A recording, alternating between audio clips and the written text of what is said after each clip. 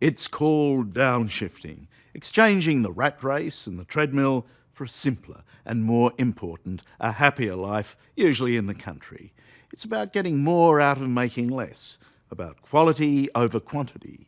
We all dream about it, but just recently a very large number of Australians are actually doing it, quitting the city and trading in on a better life in the provinces. In fact, I'm one of them. And come to think of it, this is no place to introduce the idea in a coat and tie in a television studio. Let's continue this conversation somewhere nice and downshifted. Now this is more like it. Air to breathe, room to move. I know a bit about downshifters, I am one, and I've moved to a place in regional Australia where 1 minute you can be frolicking in the snow and only 20 minutes later from wilderness to civility and coffee in Hobart's Salamanca.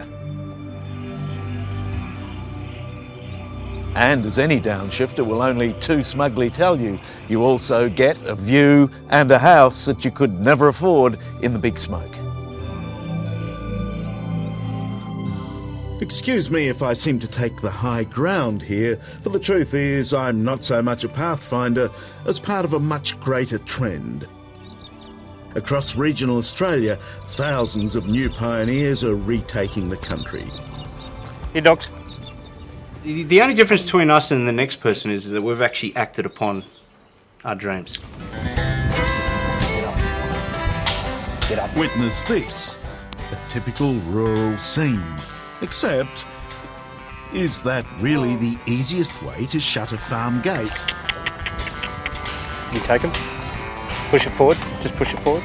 And are those cattle being particularly difficult? Or do they somehow lack a little direction? I'll just get the gate, Joe. Whoa, whoa. In fact, full points to the bells, Matthew and Joe. They are city slickers who've only been at this game for a few months. Lock him! Lock him! Matt Bell's life was in the very fast lane. He was a big earning high flyer in the world of bond trading. That'll do, that'll do. Hey, hey, hey, hey. My kids used to ask me, Dad, what do you do? It's very hard to explain to a child that I buy and sell effectively money, and I make money out of doing that. Whereas I take out my 9 and 7-year-old girls, we walk into a paddock, and we talk about this steer that's putting on weight, who's going to go to the Coles supermarket to provide food for people in the city, and they get it straight away. Get up! Hey, hey! Hey, hey! When you decide making huge amounts of money is counterbalanced by the amount of stress. I only realised it because you get swept up in the euphoria of the whole event. It's very exciting being able to go and make millions of dollars or risk losing. You know, there's plenty of times getting a 2 a.m. phone call saying, sorry, Mr. Bell, you've actually dropped $350,000. What would you like to do with your position? That's all very good and exciting, but it detracted from what was important to me, and that was my family. My kids were losing out on the benefit. You know, they were only seeing Dad on the mobile phone. The technique of getting into a hammock. On Clear Mountain, outside Brisbane, Jeff Small is another one-time corporate high flyer who downshifted. How better a life could you have? But at the same time, he became involved in what he calls the slow industry. Gentle breeze, swing of the hammock, which, though it doesn't look like it, is growing fast. At the moment, about 70,000 Australians per year are downshifting, changing their life. That's huge, isn't it? It's massive. That means in 10 years, 1 million people might do it. That's right. In fact, in 10 years, the way it's growing, there could be 2 million people. We all seem to want to pile ourselves up with so many things to do all the time. There was an obvious business opportunity here for the company he has named Slow. Indeed, the hammock master is now flat out teaching others. Don't feel guilty that you are slowing, you're doing undoing all the untold damage done to our way of life by those American-style motivators and their powered breakfasts. How stressed were your family, though, when you told them they were going to live on a third less money? No, we got used to it. It's amazing how you can actually go through that process. And now I get to spend a lot of time with my family. If anything, my wife sometimes says, well, it'd be nice if you worked in an office, you might be able to get out of the house someday. So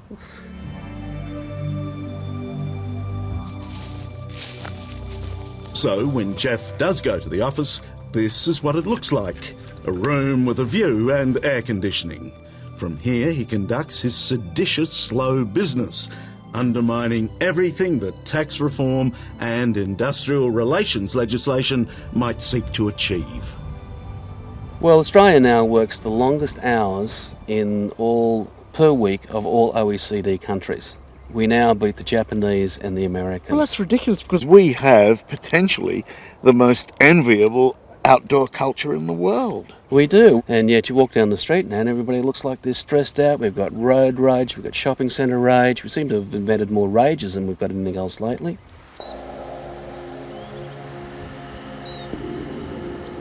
There are tree changers, those who seek spiritual solace, meaning and lifestyle in the bush. And then there are sea changers, those who prefer surf and sand. And in fact, lifestyle writer Ruth Ostro, whose trick is to turn the storms and dramas of her personal life into the fodder of her books and columns, has tried both. It was like, God, this is who I am, and this is who we all are. We love being primitive, we love being primal, and what a great opportunity to do it. Her partner Morris and her daughter Naomi were less enthusiastically caught up in Ruth's urgent need to downshift. Morris, being at the time a finance journalist, a property writer, said, you never sell a Sydney property. And, you know, and I said, but we don't own this property. The bank owns this property. We will one day own this property in 30 years' time, and then we'll be dead. Well, so when I see the view, I understand how this would have appeared to be the dream come to life. The Garden of Eden, isn't it? Does it surprise you, statistically, that so many other Australians are doing this, that you're not at all alone? It doesn't surprise me that there's a yearning inside all of us to break away from what we're told is going to make us happy. Ruth settled for a simpler life in the hills of northern New South Wales. And she continued to write. And because Ruth is all about Ruth, she wrote what she lived. As a social observer, I'm not just telling my own story, I'm telling the story of all the people I interviewed as a finance journalist, all those poor bastards that went broke or died of heart attacks after the glorious 80s were finished. All I can say is that some sea changers will make it, some will go back to the city. It doesn't matter. Just to have been blessed to have had some time out of that crazy world where we're told what to do, how much money we need to earn, what is of value. What, you know, we're defined by what we do, not who we are. Just to have some time out of that crazy, crazy prison of thought has been the greatest gift that I've ever been given in my life.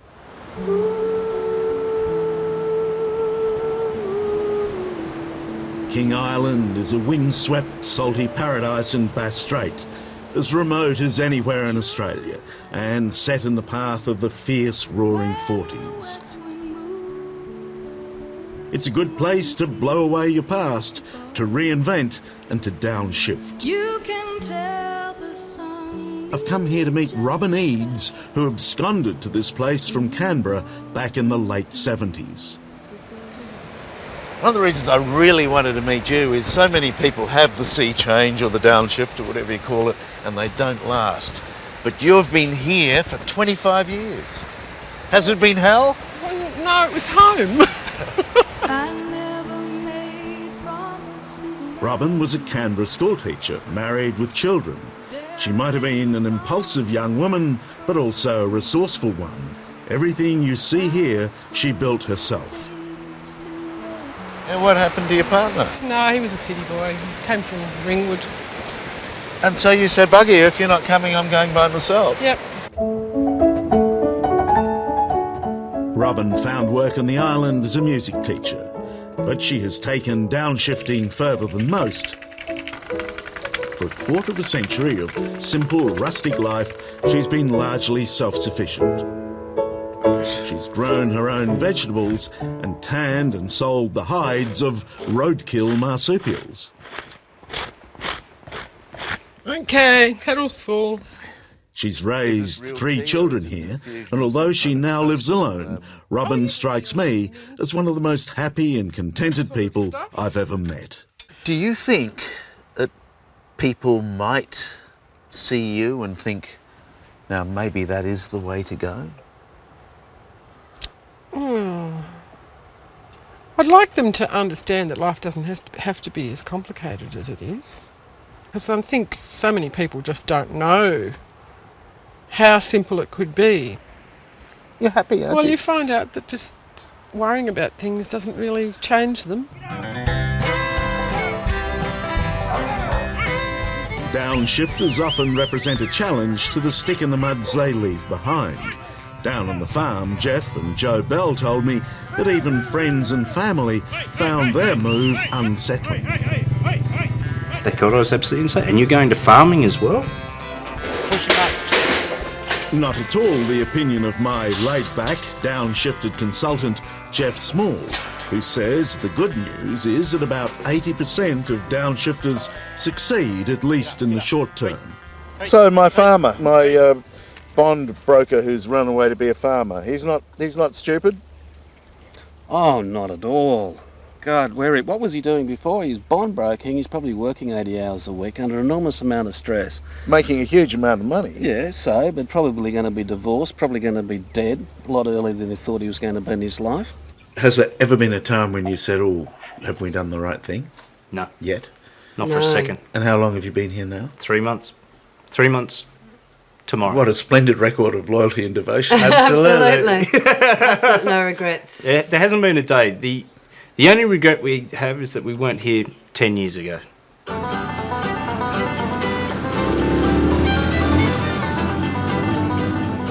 The family made the big move, a 7-hour drive from Sydney to the bush, in June this year, when they discovered near Warrialda what they'd always been looking for.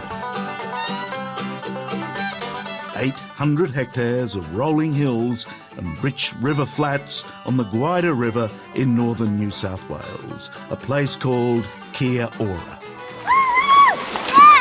Watch out for the branches and things in there.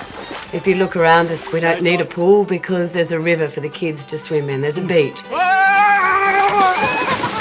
You know, it's not hilly, it's not flat, it's undulating, and it's beautiful. Give us a hug. What do you say to other people who have dreams of sailing away in a yacht or going farming or doing something entirely different? Don't keep it locked up in the back of your head as a dream. Bring it to the forefront. Work on it to make it a reality. There's nothing And take wrong. your time to fulfil it. Absolutely, You know, take your time. You don't have to do it tomorrow. It is about time and getting it right. I think the worst thing you can do as an individual is sit back at the age of 70 and think, I really wish I had a go at that when I was 35.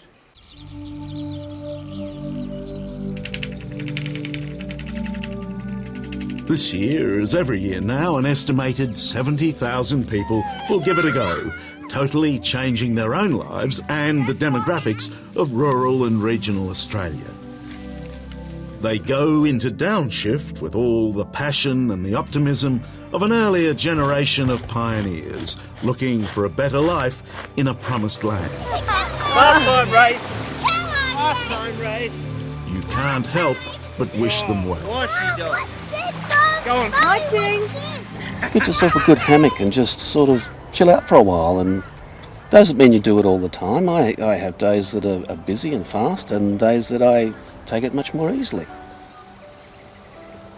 Jeff, I can't be bothered asking any more questions. Just do some good slow.